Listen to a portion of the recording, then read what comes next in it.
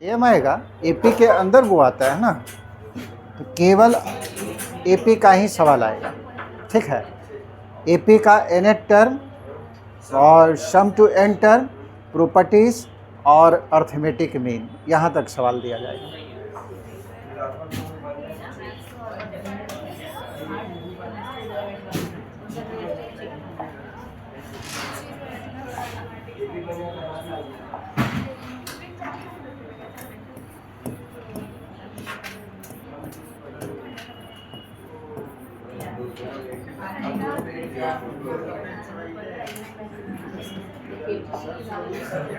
आज जो सवाल बच गया है उसको पूरा कर देते हैं, उसके बाद आगे जीपी बताएंगे। अगर टाइम रहा तो आज, नहीं तो कल फिर स्टार्ट होगा जीपी।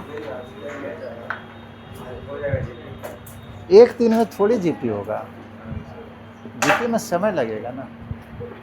देखो टाइम बचेगा तो जीपी शुरू होगा, नहीं तो नेक्स्ट क्लास में जीपी। जल्दी पढ़ने के चक्कर में नहीं रहिए, बढ़िया से पढ़ने के चक्कर में रहिए।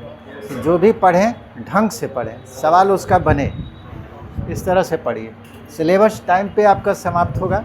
मैथ में बाकी सर लोग बताएंगे, मैथ में बिल्कुल टाइम पे समाप्त करेंगे। कब समाप्त चाहिए? हाँ, मतलब 11th का सिलेबस कब समाप्त होना चाहिए? जनवरी से दिसंबर तक। दिसंबर तक? एग्ज़ाम कब होता है?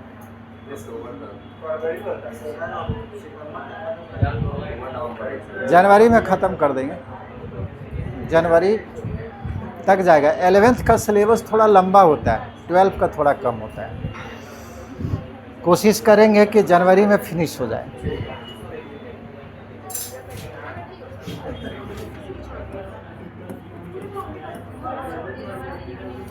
अच्छा, कल तो बहुत स्टूडेंट अब्सेंट किए थे। आप लोग लिख लीजिएगा, जिनका जिनका क्लास कल अब्सेंट था लिख लीजिएगा, ठीक है। और यहाँ पे वैसा कुछ नहीं आएगा, जो आप जानते हैं उसी से बन जाएगा, क्योंकि मीन में वैसा कुछ नहीं था। सवाल देखिए, if the arithmetic mean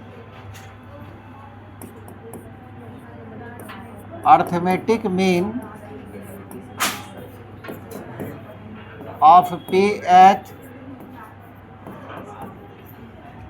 and qth term of an AP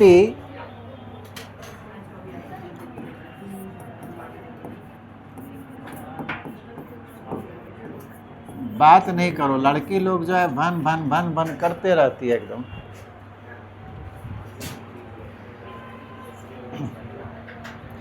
B equal to the arithmetic mean, B equal to the arithmetic mean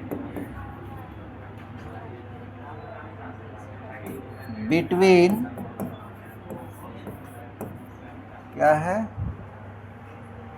between mth and nth term of the AP, between mth and nth term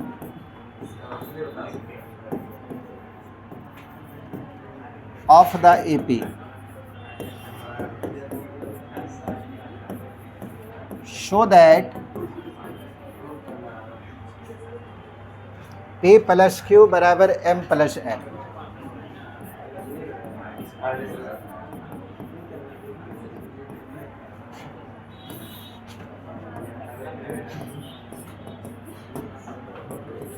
जिनका class छूटा हुआ देखिए, 2 number का arithmetic mean अगर निकालिएगा, ठीक है, 2 number का arithmetic mean तो दोनों को जोड़कर 2 से डिवाइड कर देते हैं। अगर 3 नंबर का अर्थमेटिक मीन रहेगा, मान लीजिए 3 नंबर है और उसका अर्थमेटिक मीन चाहिए, तो तीनों को जोड़कर और उसके 3 से डिवाइड करेंगे। लिखा नहीं रहा इधर, ठीक है, इसका यूज करेंगे। मीन हमेशा 2 नंबर के बीच में होगा। अब सवाल देखिए क्या दे रहा है, if the arithmetic mean of pth and qth term of an AP, यानी कि किसी AP का pth टर्म और qth टर्म का जो अर्थमेटिक मीन होगा is equal to the arithmetic mean between mth and nth term. उसके mth और nth टर्म के अर्थमेटिक मीन के बराबर है। अब बोलता है कि p प्लस क्यू बराबर m प्लस n होगा। बनेगा? बनाया था।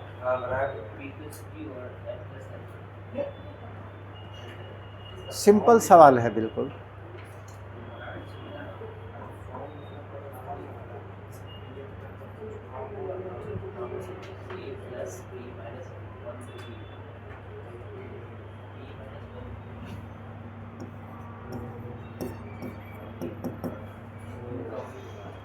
किसी भी टर्म को निकालना होगा, एपी का बात है और यहाँ टर्म का बात कर रहा pth टर्म। तो pth टर्म कैसे निकालिएगा अगर पहला टर्म और कॉमन डिफरेंस मालूम हो? ये तो दिया हुआ नहीं है। तो सबसे पहले एपी का पहला टर्म और कॉमन डिफरेंस को मान लीजिए। ए बराबर फर्स्ट टर्म और D is equal to common difference, ये हम लोग मान लिए। ये दोनों को मानने से ये फ़ायदा हुआ कि अब एपी का कोई भी टर्म को हम निकाल सकते हैं। अब सवाल में क्या दिया है इसको देखिए। According to question, arithmetic mean of pth and qth term, arithmetic mean of pth and qth term AP का है is equal to arithmetic mean of mth and nth term, arithmetic mean of mth and nth term. बस यही condition तो सवाल में है। ये दोनों आपस में बराबर है। तो pth टर्म क्या होगा? एक नंबर होगा। जैसे कोई भी सीक्वेंस को आप लिखते हैं, मान लीजिए कोई भी सीक्वेंस, आपको बोल दिए फोर्थ टर्म, तो फोर्थ टर्म जो है ये केवल एक नंबर को रिप्रेजेंट कर रहा है। उसी तरह से pth टर्म एक नंबर को रिप्रेजेंट करता होगा, qth टर्म एक दूसरा नंबर को रिप्रेजेंट करता होगा, और ये दोनों नंबर का अर्थमेटिक मीन इस दोनों नंबर के अर्थमेटिक मीन के बराबर है। अब बोलता है कि p प्लस क्यू बराबर m प्लस n दिखाइए। तो यहाँ पे दो नंबर का अर्थमेटिक मीन लिखे हैं। अगर दो नंबर x1 x2 है तो उसका अर्थमेटिक मीन क्या होगा? दोनों को जोड़कर और 2 से डिवाइड करेंगे। तो आप pth टर्म और qth टर्म को जोड़ दिए, उसमें 2 से डिवाइड कर दिए। ये हो गया pth टर्म और qth टर्म का अर्थमेटिक मीन।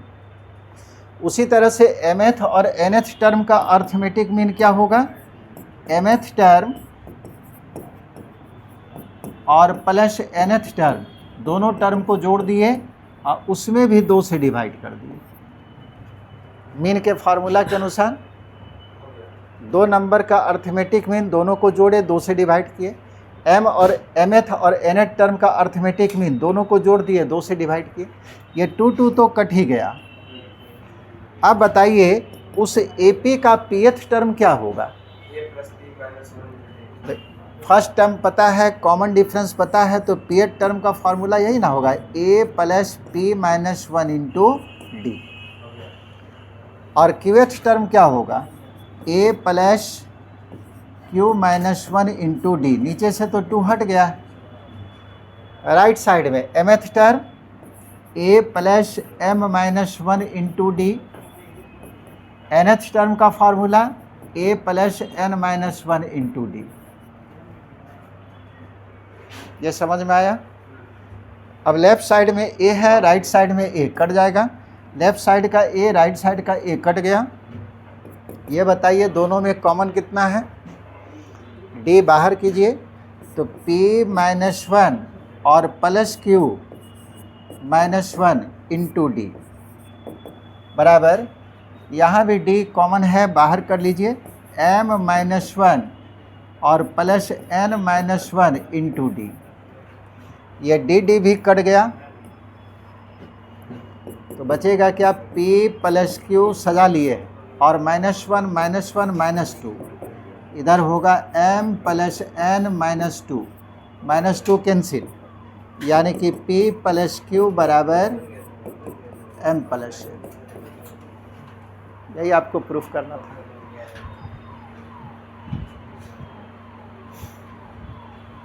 हो गया, देखो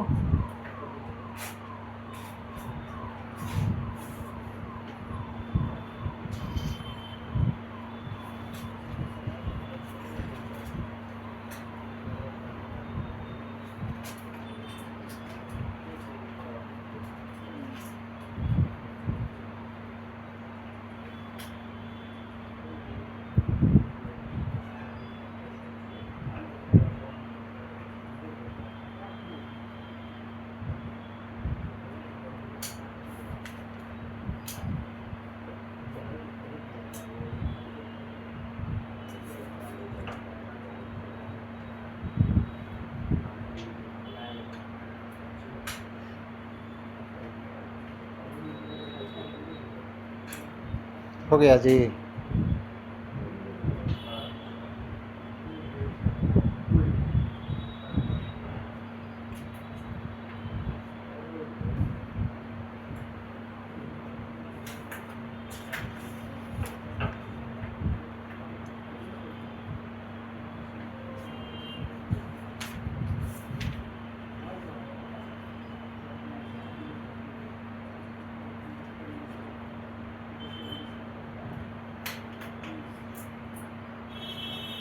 चलिए दूसरा सवाल देते हैं।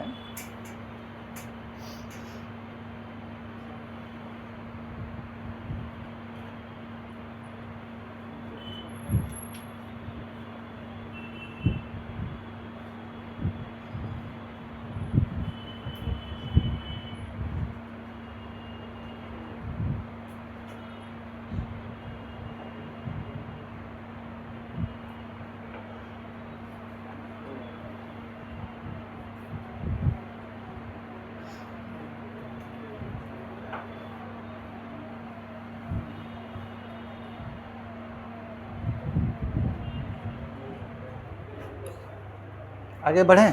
Yes, sir.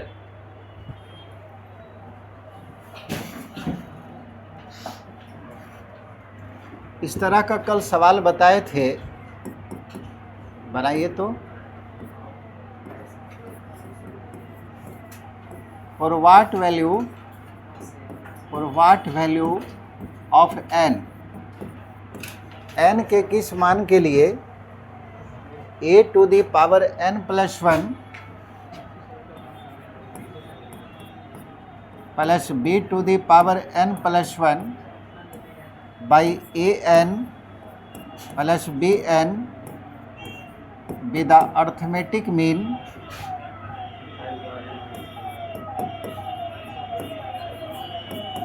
Between a and b।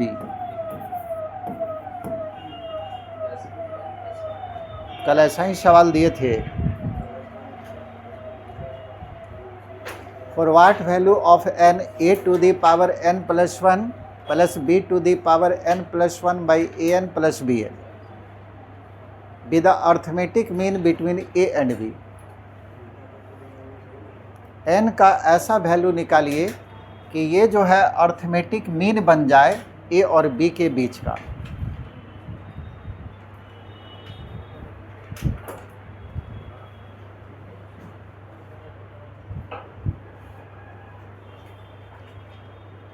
बनेगा। कल वहाँ बताए थे x to the power p इस तरह करके, वही सवाल है।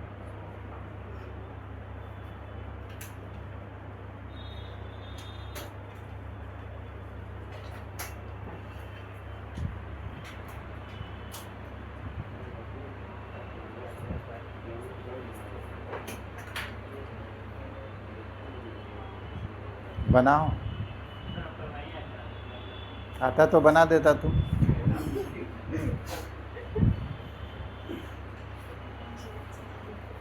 देखो जो आया था उसी को चैलेंज कर रहा है, ये नहीं आया था इसलिए नहीं बना रहा, लेकिन जो आया है उसको तो बनाना चाहिए। अब कल इससे पूछेंगे कि आज तो आया है ना, कल जो है कितना सवाल ऐसा बहाना मारता है।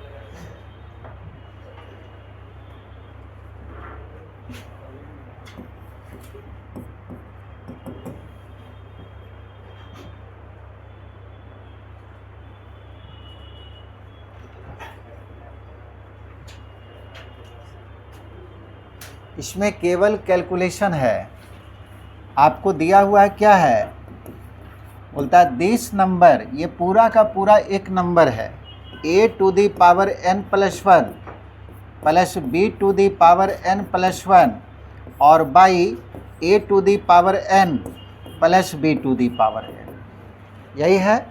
ये बोलता है this number be the arithmetic mean between a and b, यही नंबर है ए और बी के बीच का arithmetic mean is equal to arithmetic mean between A and B. A और बी के बीच का जो अर्थमेटिक मीन है वो यही है। अब बोलता है कि n का वैल्यू बताइए क्या होगा। एक लाइन और लिखते, A to the power n plus 1 B to the power n plus 1 divided by A to the power n, जिनका बन रहा बनाते जाइए। अब बताइए दो नंबर के बीच का अर्थमेटिक मीन क्या होता है, अभी जस्ट बताए। ए और बी का अर्थमेटिक मीन हो गया a प्लस बी बाई 2, दोनों को जोड़कर 2 से भाग देंगे। अब इसको बाई क्रॉस मल्टीप्लिकेशन करके n का वैल्यू निकालिए। यहाँ से केवल कैलकुलेशन है, कोई मतलब नहीं है इसको मीन से। n का वैल्यू आप निकाल दीजिए, हो गया कितना आया, n बराबर 0। और कल कितना वैल्यू आया था p का, 1 आया था ना। कल p का मान आया था 1। देखिए तो सब में एक ही तरह का नहीं होता, सब में अलग अलग होता है। n बराबर 0 सही है।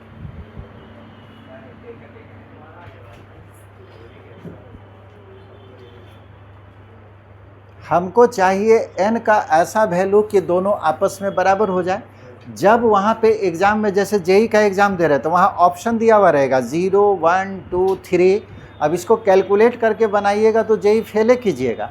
आप क्या कीजिए, ऑप्शन को ही डाल दीजिए। जैसे 0 आपका ऑप्शन रहेगा तो आप 0 डालिए, तो a का पावर n के जगह पे 0 तो क्या बचेगा 1, तो a का पावर 1 यानी कि a हो गया। अच्छा b का पावर n के जगह पे 0 तो 0 प्लस 1 यानी कि 1 होगा। और नीचे में a का पावर 0 1 हो गया, b का पावर 0 n का वैल्यू 0 लिए 1 हो गया। ये कितना आ गया, a plus B by 2, right side के बराबर आ गया कि नहीं। इसका मतलब n बराबर 0 सही हो जाएगा। तो वहाँ पे क्या करना था, ऑप्शन को डालकर डायरेक्ट जो है सॉल्व कर देना था। मतलब इसको सॉल्व नहीं करना था, ऑप्शन डाल के देख लेना था कि n के किस मान के लिए दोनों आपस में बराबर होगा। लेकिन यहाँ पे हमको सॉल्व करना, तो सॉल्व करने के लिए आपको फिर कैलकुलेशन करना पड़ेगा। चलिए मल्टीप्लाई कीजिए,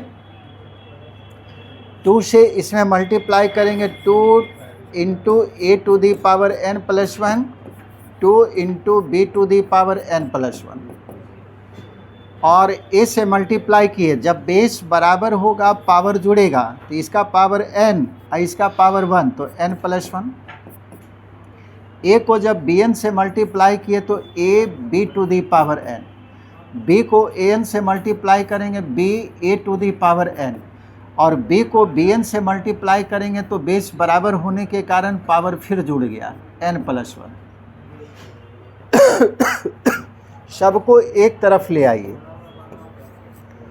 2 into A to the power n plus 1, 2 into B to the power n plus 1 minus A to the power n plus 1 minus A B N minus B A N और minus B to the power n plus 1। Right side 0 हो गया। ये number और ये number दोनों same ही है, लेकिन ये 2 बार है, तो इसमें जब इसको सब्ट्रैक्ट करेंगे तो A to the power n plus 1। फिर ये और ये दोनों सेम है, तो 2bn प्लस 1 में बी एन प्लस वन को घटाएंगे तो B to the power N plus one, और बचा हुआ रह गया एक आपको A B to the power N और B A to the power N.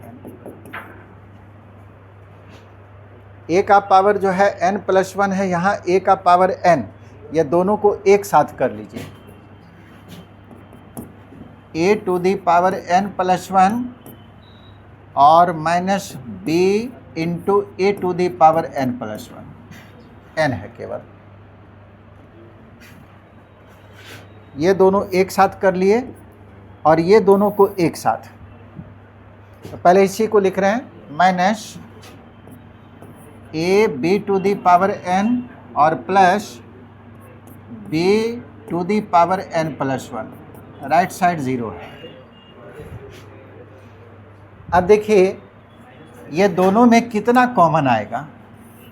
A का पावर किसमें कम है, इसमें ए का पावर एन है, जबकि ए का पावर यहाँ पे एन प्लस वन, तो ए का पावर एन बाहर कर लिए, यहाँ पे क्या बचेगा, केवल ए बचेगा, ए का पावर वन बचेगा यानी कि ए, ये बाहर निकल गया तो ये बचा केवल बी। यहाँ पे बी का पावर एन, अब बी का पावर एन प्लस वन, यहाँ ज़्यादा है यहाँ कम है, तो B to the power N को बाहर किए, बचेगा ए और माइनस, क्योंकि माइनस निकाले यहाँ पे एक बी बच गया। अब ए माइनस बी दोनों में है, कॉमन निकाल लिए तो बचेगा A to the power N minus B to the power N. और ए और बी के बीच में अर्थमेटिक मीन है, जब भी दो नंबर के बीच में मीन होगा समझिए कि दोनों नंबर आपस में बराबर नहीं होगा। इसका मतलब है कि ए और बी बराबर नहीं है। जब ए बी के बराबर नहीं है इसका मतलब है कि A minus B is not equal to zero. ये ज़ीरो के बराबर कभी नहीं होगा, दिया हुआ नहीं है, आपको समझ लेना है कि मीन का मतलब होता है दो नंबर के बीच का मीन, यानी कि दोनों आपस में बराबर नहीं है, तभी इसके बीच में कोई नया नंबर आया हुआ है। तो a जब b के बराबर नहीं है तो a माइनस बी कभी ज़ीरो के बराबर नहीं होगा। और आपको पता चल गया कि ये ज़ीरो के बराबर नहीं है तो ये ज़ीरो होगा, क्योंकि दो संख्याओं का प्रोडक्ट ज़ीरो है, जिसमें से आपको पता चल गया a minus B is not equal to zero, इसलिए ये आपको श्योर ज़ीरो होगा। अब यहाँ से n का वैल्यू निकालिए, इसको ऐसा लिख सकते हैं an बराबर बी एन, यानी कि a to the power n by B to the power n बराबर 1। दोनों का पावर n है तो लिख सकते हैं a by B whole to the power n, इधर लिख दिए a by B whole to the power 0। किसी संख्या का पावर 0 वैल्यू 1 हो जाएगा। अब दोनों का बेस बराबर है तो पावर भी बराबर होगा, n बराबर 0।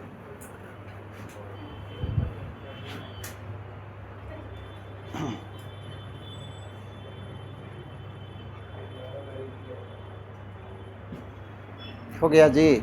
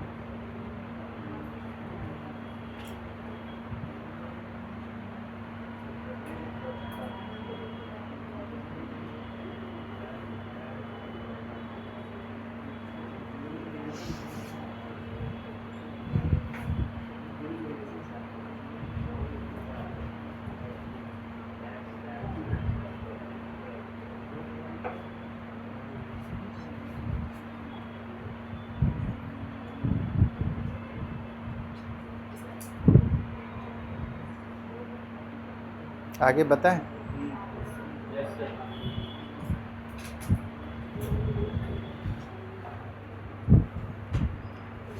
तो लोग दोनों बैठा हुआ रहता है, जब हम बोलते हैं लिखो तब लिखता है।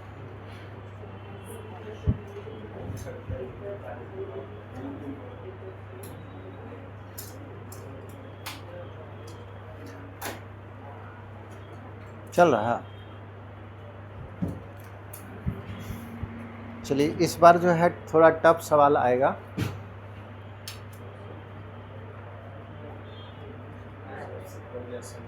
हो गया।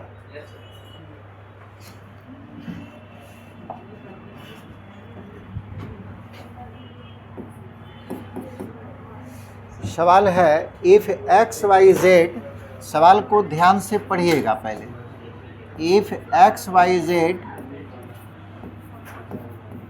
आर इन एपी, ये 3 नंबर एपी का है, and A1 is the arithmetic mean,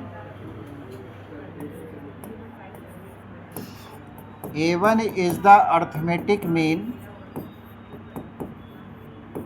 between x and y,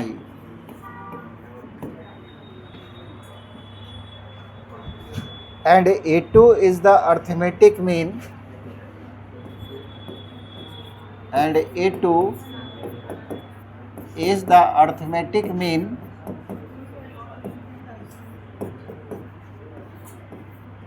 between y and z।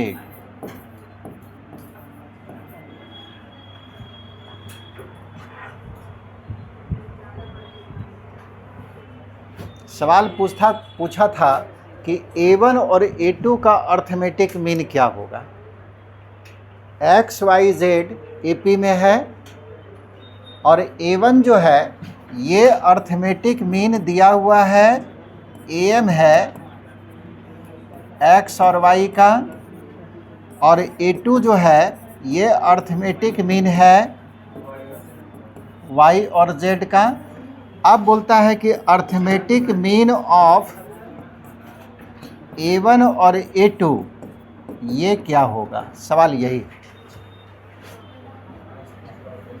Find the arithmetic mean of A1 and A2। पूछा हुआ सवाल यही का है, तो रहेगा ही। प्रूफ यहाँ भी है, उसको हटा दिए।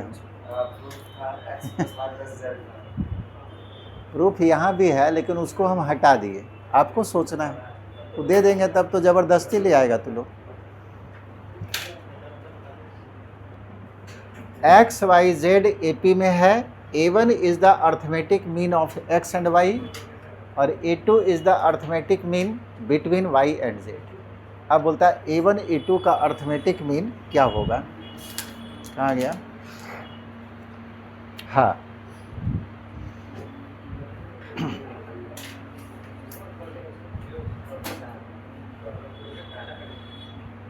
हार्ड नहीं होता, बढ़िया से सोचिएगा। जो आप पढ़ें बस उतना ही सोचना है, नया इसमें कुछ नहीं आने जा रहा। जितना आपको बताया गया है, जितना आप जानते हैं उसी को अप्लाई कीजिए।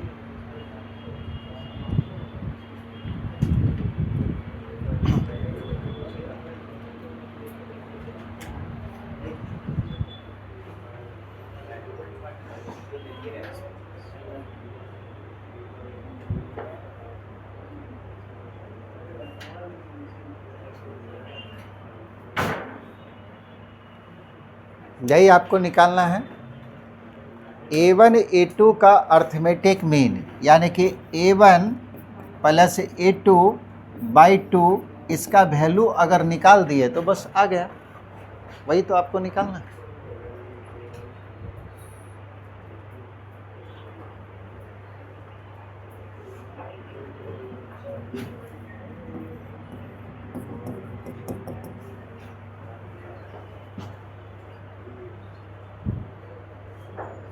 एक एक स्टेप को यूज कीजिए। पहला क्या दिया है, एक्स वाई जेड AP में है, यह पहला कंडीशन है।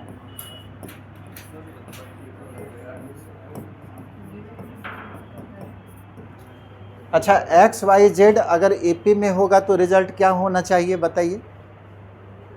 ये लिखाए हुए है ना, ए बी सी अगर एपी में होता है तो रिजल्ट आपको लिखा हुआ नोट्स में होगा 2b बराबर ए प्लस सी। तो यहाँ क्या होगा 2y बराबर x प्लस सी। ये एक रिजल्ट आपको मिला कि जहाँ पे x प्लस जेड होगा वहाँ 2y लिख सकते हैं, या 2y के जगह पे x प्लस जेड लिख सकते हैं। दूसरा क्या दिया है, a1 is the arithmetic mean between x and y since a1 is the arithmetic mean between x and y। बताइए कोई a1 का वैल्यू क्या होगा? a1 अगर अर्थमेटिक मीन है दो नंबर का x और y का, तो a1 बराबर क्या होगा x प्लस वाई बाई 2। इसको भी 1 मान लो। ये दूसरा रिजल्ट जितना मिल सकता है सारा निकाल लीजिए पहले। दूसरा कंडीशन क्या दिया, a2 is the arithmetic mean since a2 is the arithmetic mean between y and z। और a2 अगर अर्थमेटिक मीन है y z का, तो a2 बराबर क्या होगा y प्लस जेड बाई 2।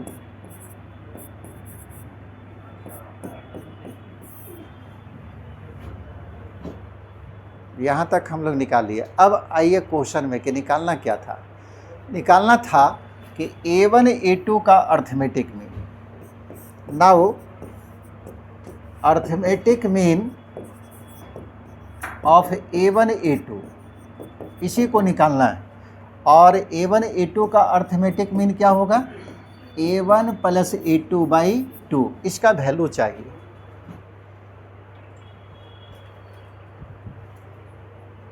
अब बताइए कैसे निकालिए। इतना सारा रिजल्ट है आपके पास, ये पता है, ये पता है, ये पता है, और ये तीनों को यूज करके इसका वैल्यू आपको चाहिए। आपको सोचना है कि अब कैसे करें।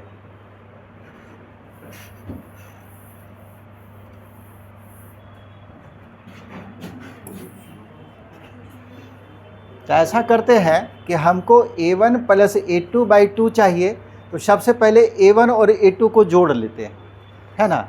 अब बाद में 2 से भाग दे देंगे हम। तो इक्वेशन 2 और 3 को ऐड कर रहे हैं। एडिंग, इतना लिखने का ज़रूरत नहीं, लिखो डायरेक्ट 2 प्लस 3। इक्वेशन 2 और 3 को ऐड किए तो लेफ़्ट साइड हो जाएगा a1 और दूसरा का लेफ़्ट साइड है a2। राइट साइड जोड़िए x प्लस वाई बाई 2 और y प्लस जेड बाई 2। कितना आएगा जी x plus Y plus Z, यानी कि x plus Z plus 2y, है ना, बाई 2। यानी कि a1 प्लस a2 बराबर x प्लस जेड का वैल्यू कितना डाल सकते हैं 2y। सवाल में है 2y प्लस 2y बाई 2, यानी कि a1 प्लस a2 बराबर ये कितना आ गया 4y बाई 2। कितना कट के आएगा 2y। एक लाइन और ज़्यादा लिख देते हैं। a1 प्लस a2 बराबर मिला है 2y, तो a1 प्लस a2 बाई 2 कितना होगा जी y। और a1 प्लस a2 बाई 2 क्या था, अर्थमेटिक मीन था a1 a2 का, वही तो निकालना था। यानी कि a1 a2 का अर्थमेटिक मीन क्या होगा y हो जाएगा।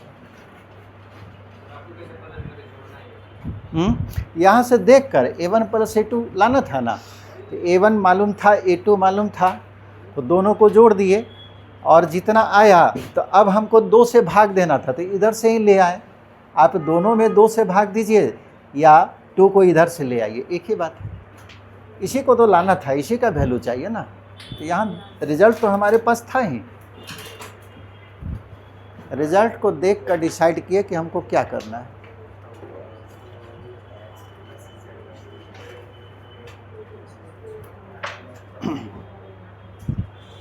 समझ में आया? चलिए अगला सवाल।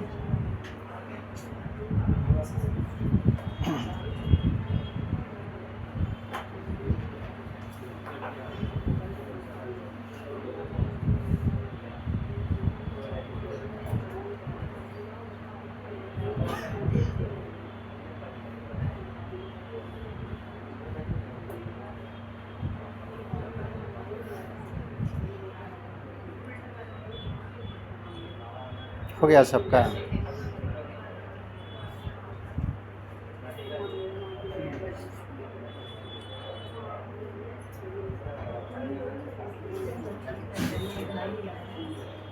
आगे बढ़े।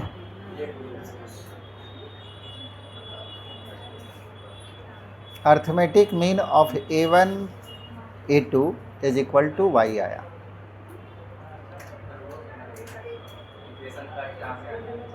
इक्वेशन फर्स्ट, अरे ये AP में है ना, तो AP में है तो ये रिजल्ट नहीं बताए थे। अच्छा ये बताओ x y z अगर AP में है, हाँ एब्सेंट था, मैट्रिक में पढ़े हो ना। AP में कब होता है? जब इसके बीच का डिफरेंस y माइनस एक्स और इसके बीच का डिफरेंस z माइनस वाई बराबर होगा। AP में है तो वो तो दिया हुआ था AP में, इसलिए डिफरेंस बराबर। y को इधर ले आओ, y और प्लस y बराबर क्या होगा? x plus Z. अब देखो 2y बराबर x प्लस जेड आया।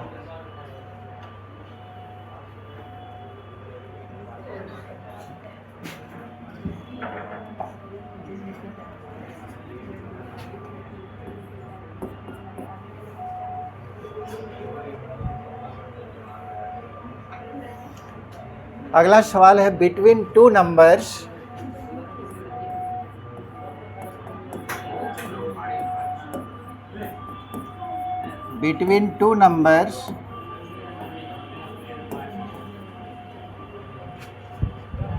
whose sum is 13/6, whose sum is 13/6, an even number of arithmetic means, an even number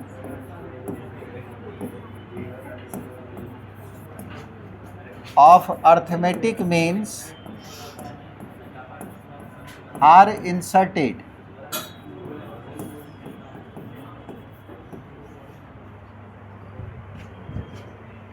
if the sum of means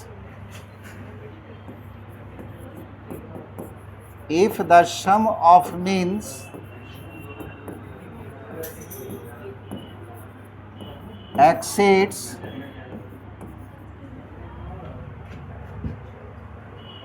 their number by unity.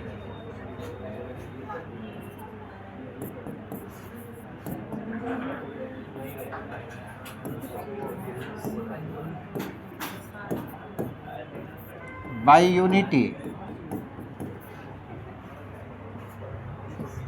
Find the number of means.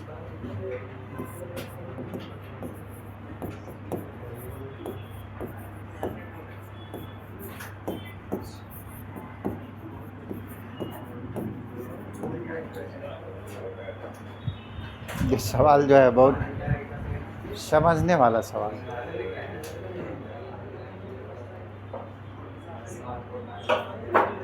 इसमें जो भी result हम लिखाए हैं सब इसमें use कर दिया है।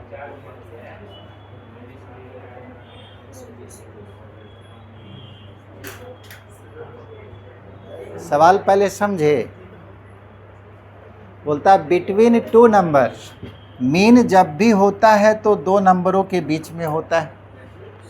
अब बोलता है ये दोनों number between two numbers whose sum is 13/6, ये दोनों नंबर का सम दिया हुआ है नंबर नहीं दिया है, बोलता है 2 नंबर का सम 13/6 है और इसी 2 नंबर के बीच में कितना अर्थमेटिक मीन डाल दिया है, इवन नंबर। इवन नंबर का मतलब या तो 2, नहीं तो 4, नहीं तो 6, नहीं तो 8। तो इवन नंबर का जनरल फॉर्म आपको बेसिक क्लास में बताए थे कि क्या होता है, 12। 12 जो हमेशा इवन नंबर को रिप्रेजेंट करता है, यानी कि 12 अर्थमेटिक मीन ए और बी के बीच में डाल दिया गया, are inserted. If the sum of means, sum of means का मतलब सारे मीन का sum exceeds their number. Exceeds their number का मतलब यानी कि ज़्यादा होता है किससे, उसके संख्या से। कितना मीन डाले थे, 12 मीन, इसके संख्या से 1 ज़्यादा है। अब बोलता है कि मीन का संख्या बताइए। सवाल समझे पहले, मेन सवाल ही समझने में दिक्कत है। कुछ रिजल्ट हम पहले बताते हैं। x1, x2, x3 और xn be an arithmetic means between a and b। अगर ये n मीन है a और b के बीच में, तो सारे मीन का सम आपको बताए थे। सभी मीन का सम कितना होता है जी,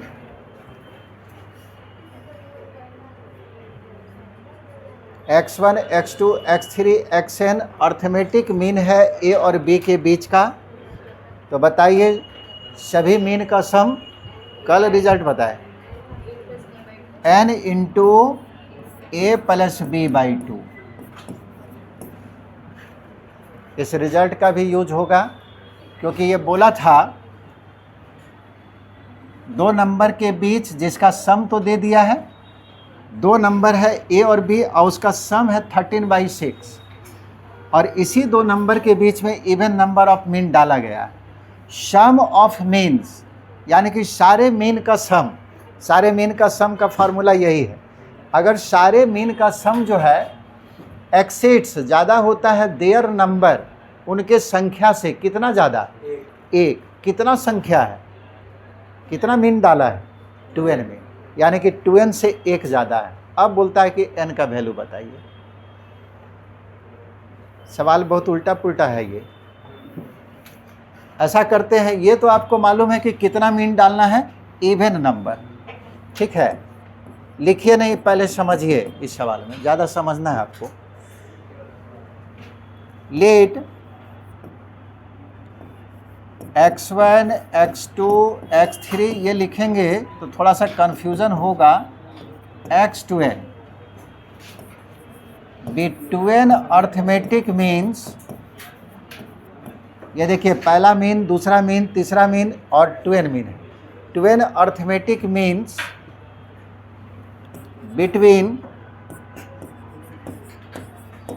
बिटवीन मान लीजिए a एंड b। मान लीजिए a और b के बीच में 12 अर्थमेटिक मीन, ये इवन नंबर ऑफ मीन है, डाला गया। सच दैट, सवाल में आपको दे दिया है कि ये दोनों नंबर का सम कितना है, 13/6। ये सवाल में आपको दिया हुआ है।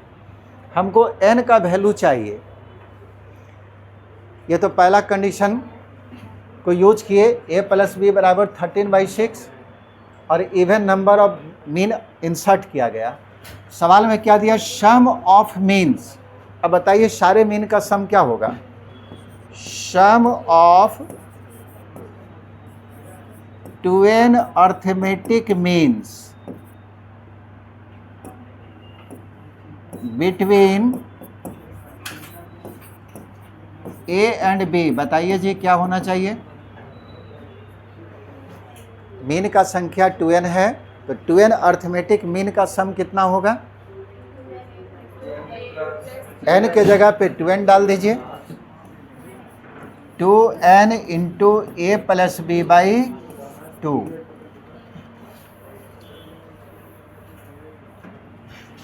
बराबर 2n। अच्छा ये 2 कट जाएगा ना, हटाइए इसको। n इंटू ए प्लस बी का वैल्यू तो मालूम है 13/6 यानी कि 13n/6 इतना आ गया। ठीक है, अब सवाल में जो दिया है उसको देखिए। According to question sum of mean यही आया है 13n/6।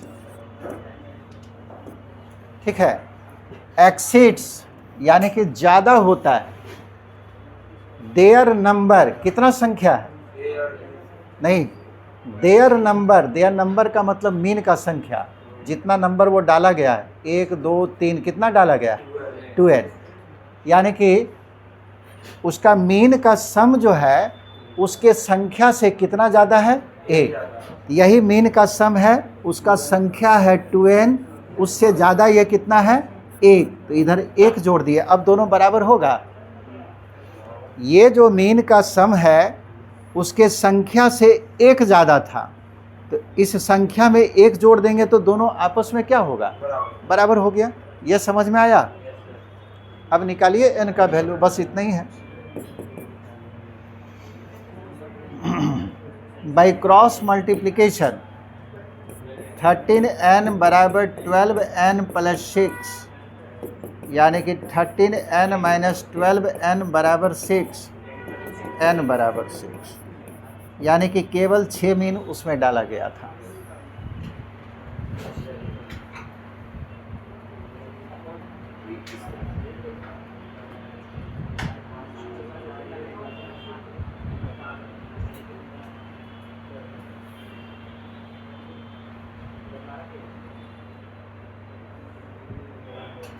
लेकिन यहाँ n का वैल्यू नहीं पूछा है, मीन का संख्या पूछा, कितना मीन था उसके बीच, ऐसी फंसा देता है। n का वैल्यू निकाले 6 आ गया, 6 भी ऑप्शन में रहेगा, लेकिन देखिए यहाँ पे नंबर ऑफ मीन, तो नंबर ऑफ मीन कितना है जी, ये आपको 2n था और n का वैल्यू कितना आया 6, यानी कि 12 मीन डाला गया था। समझे,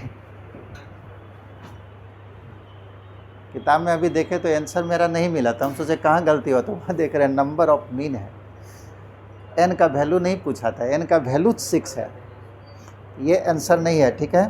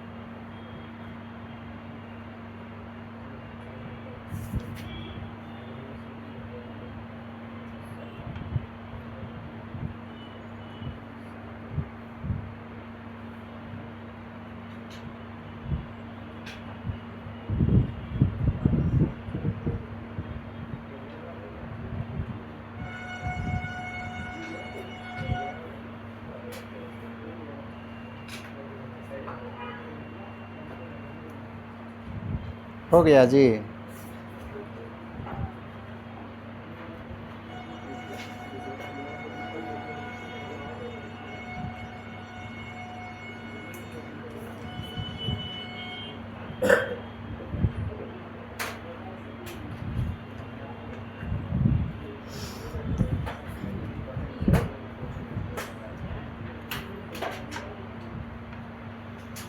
चलिए लास्ट सवाल दे रहे हैं।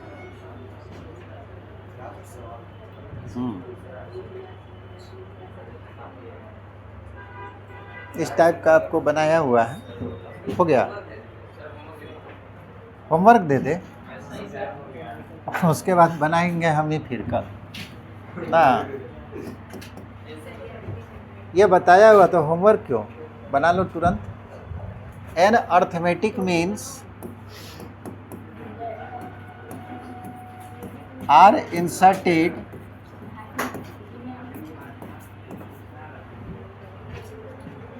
between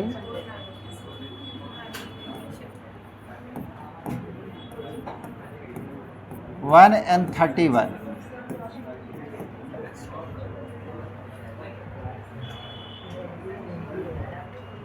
such that the ratio of the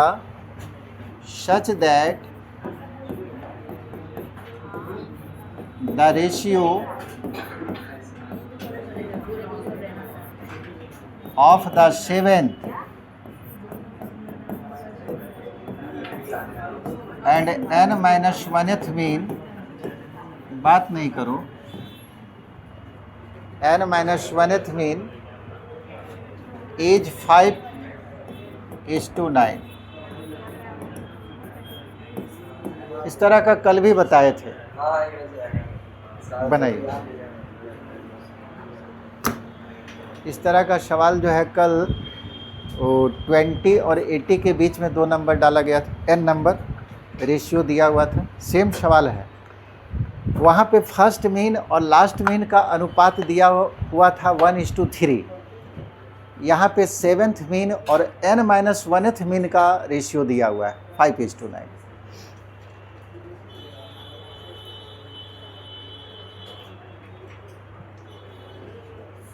n का वैल्यू क्या होगा?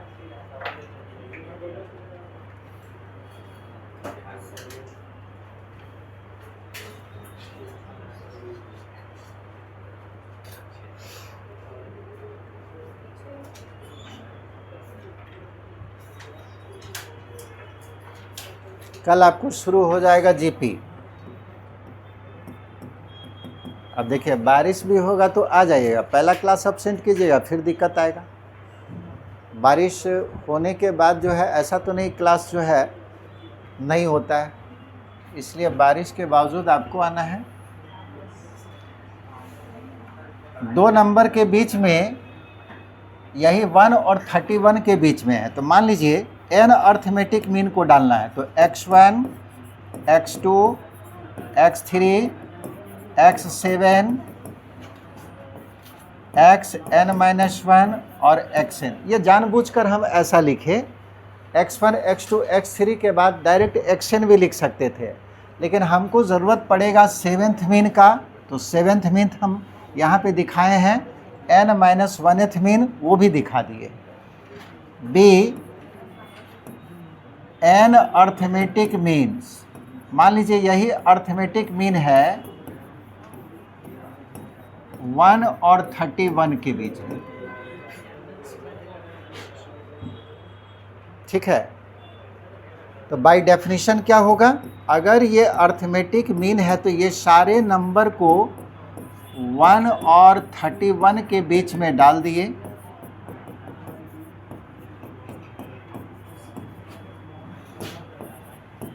और बीच में रखने के बाद ये कहाँ होगा, एपी में। डेफिनेशन यही ना था, जब ये एपी में होगा तो इसका कुछ कॉमन डिफरेंस होगा। मान लीजिए कॉमन डिफरेंस डी है, डी का फॉर्मूला कितना होता है जी, b minus A by N plus 1। b का मतलब है जो आपको 2 नंबर दिया उसमें से सेकेंड वाला नंबर, तो 31 है, a का मतलब 1 हो गया, ठीक है, पहला नंबर, और डिवाइडेड बाई n का मतलब नंबर ऑफ मीन, तो नंबर ऑफ मीन तो n ही है, ठीक है, सवाल में था। ये आ गया 30/n प्लस 1, कॉमन डिफरेंस हम लोग निकाल लिए। अब यहाँ पे बोलता है 7वां मीन, तो सीधे हम लोग x7 निकालेंगे, यही है 7वां मीन, पहला मीन, दूसरा मीन, ये है 7वां मीन, और ये है n-1th मीन, इसी 2 का ज़रूरत है। 7वां मीन का फार्मूला क्या होगा, मीन का a प्लस 7d। बताए थे कि मीन में जो सफिक्स होगा वही d का कोफिशिएंट होगा, तो a का वैल्यू 1 है 7 और d का वैल्यू 30/n प्लस 1। इसको मल्टीप्लाई कीजिएगा तो n प्लस 1 और प्लस 210 हो जाएगा ना, यानी कि n प्लस 211 और बाई n प्लस 1। अच्छा, n-1th मीन निकाल लीजिए, n-1th मीन यही है n-1th मीन, इसका फार्मूला क्या होगा, a प्लस और d का कॉफिशिएंट होगा n-1, a का वैल्यू 1, n-1 और d का वैल्यू आया है 30/n+1। जोड़िए, n+1 मल्टीप्लाई करेंगे तो n+1 और 30 से मल्टीप्लाई किए तो 30n और -30 कितना आ गया फाइनली 31n और -29/n+1।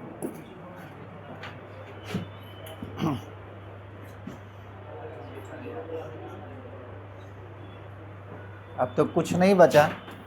सवाल के अनुसार क्या दिया है, 7वां मीन यानी कि x7 और n-1th मीन यानी कि xn-1, इसका अनुपात दिया 5:9। दोनों का वैल्यू निकाले हैं, बैठा दीजिए। n + 211/n+1 और इसका वैल्यू है 31n -29/n+1 बराबर 5/9। यह कैंसिल हो गया। अब यहाँ से तुम लोग करो जी।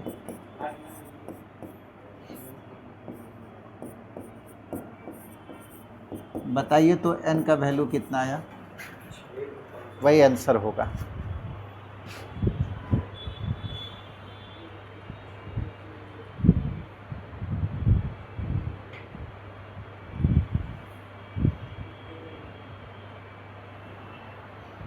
कर लीजिएगा ना,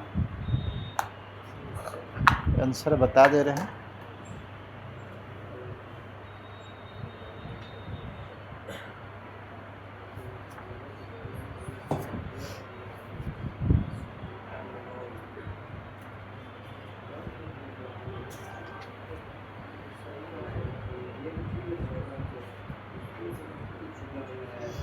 आंसर आपको 14 आना चाहिए, 14।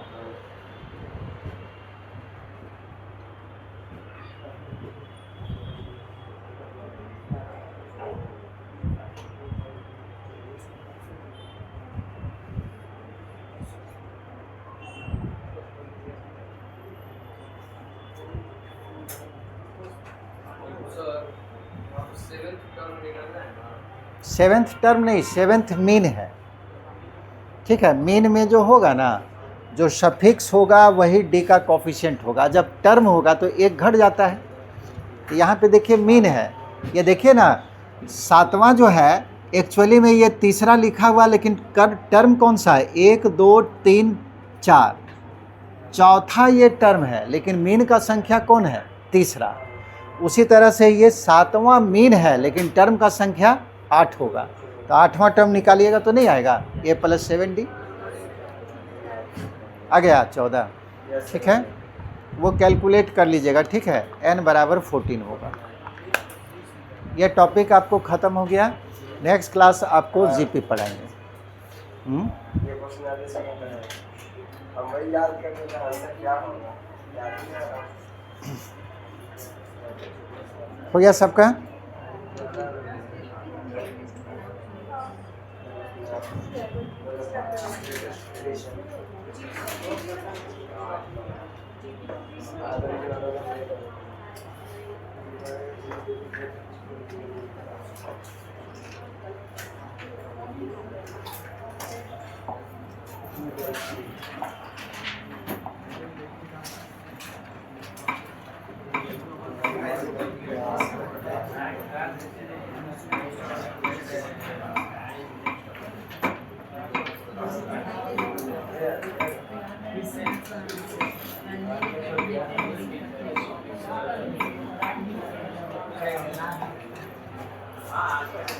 इसको बंद करो।